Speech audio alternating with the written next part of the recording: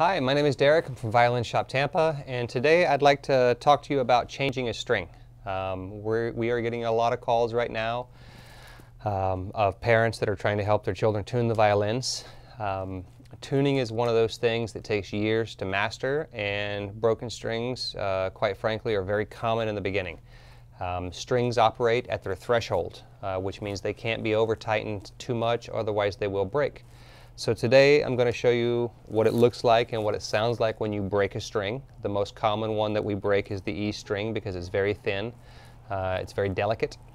And we're going to intentionally break a string just so you can all experience it and relive the trauma that every child and parent experiences when they break their first string, so that you can hear the sound, that you know what to expect, because it's not if it's going to happen, it's when.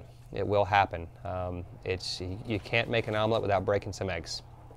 So part of learning to play the violin is learning to tune it, and part of learning to tune is breaking a string. Fortunately, on most beginner instruments, the strings are not that expensive, and replacing a string doesn't cost that much. So we're going to review it today. So let's say we've just picked our violin up and it's out of tune, and we're going to tune the E string, but I'm going to over-tighten it just slightly.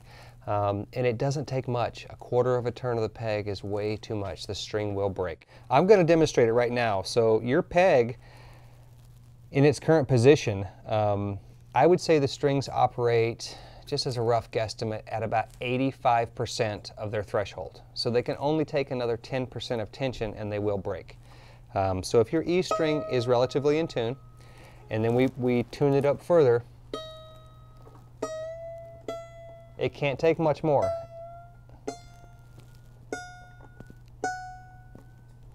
And sometimes we're watching the tuner, we're not paying attention to the tension on the string, and what happens is we think we can make it to the next E, the next octave E. That simply will not happen. The string will break before then.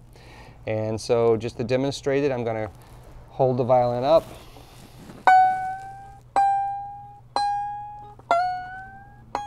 It's a really strong E string. This is not normal. And there it goes. So the string blew off. This part flew over that way somewhere.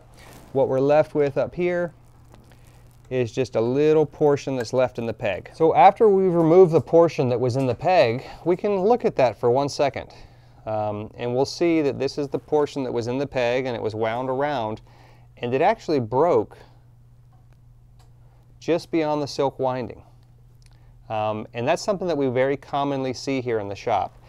If a string breaks this side of the nut, which is this little piece of wood that holds the strings and the grooves, if a string breaks this side of the nut, 9 times out of 10, it was over-tightened. If a string breaks here in the middle, somewhere between the nut and fourth finger position, it's generally because the string was old and it was corroded, and the structure, the integrity of the string became compromised. If a string breaks at the bridge, it's either usually because the string is very old and it's corroded there, it has formed a kink point, or it didn't have graphite there. But a string generally breaks in one of 3 spots, either at the bridge, at a fingered position, or just beyond the nut. And again, if it breaks beyond the nut, it was usually over-tightened. If it breaks in this region, it was because you played a lot. And if it breaks at the bridge, there's usually a burr at the bridge, or the groove is too deep and it needs to be addressed. All right, so now it's time to replace the string. The first thing I'm going to do is put the free end in the peg, and we're going to locate the hole in the peg. And I'm going to make sure to push the string all the way through and leave about 1/2 of an inch of string coming out of the peg. I'll demonstrate this on the outside.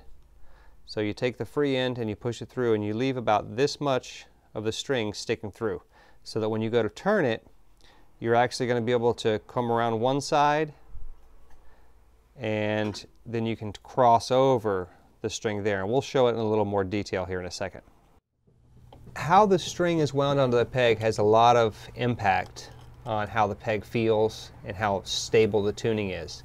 So I'm going to insert the string, leave a little bit of the tail hanging out, about 1/2 of an inch, complete 1 revolution, and you notice I'm completing the revolution towards this side of the peg, towards the small side of the peg. As I cross over, I'm going to cross the string over like that, and that's going to lock the string in, and then I want to move as quickly as I can to this side of the peg. And as I bring that up to pitch, as I put tension on it, I want to make sure that that stays wound against that peg box wall. And what that's going to do is it's going to put a slight inward force in on the peg and make sure that it stays, it adds friction to the peg. Depending on the climate that you live in, you can control that, you can adjust that. So if you notice the D peg, how there's a small gap between the string and the peg box wall.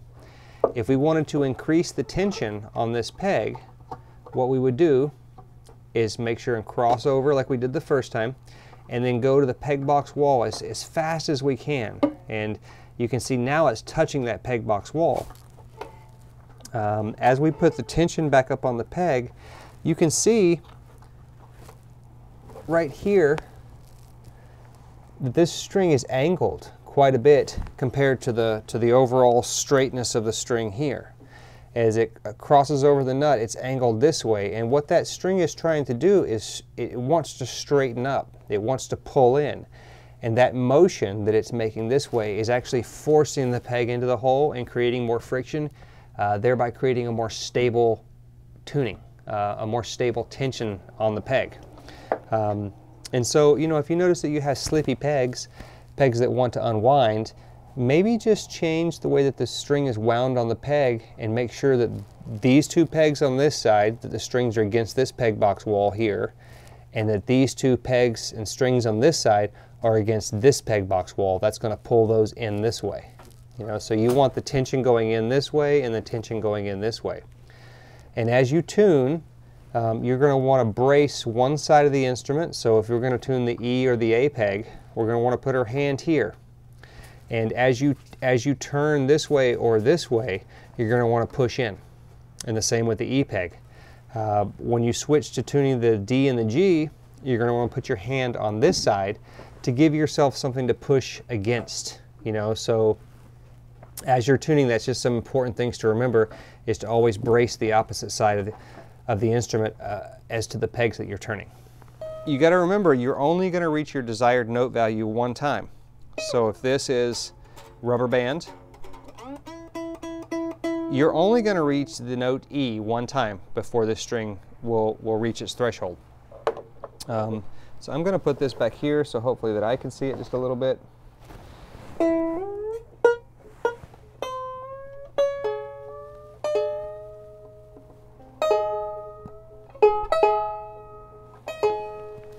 And again, we can use our fine tuner to bring it up to the final pitch.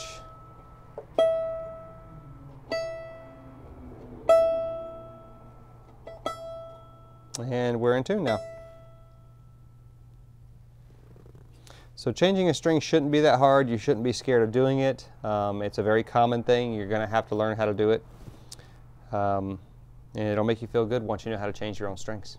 All right, well, I hope you enjoyed the demonstration. Again, this is Derek from Violin Shop Tampa. Hope that you all stay safe, and give us a call if you have any questions.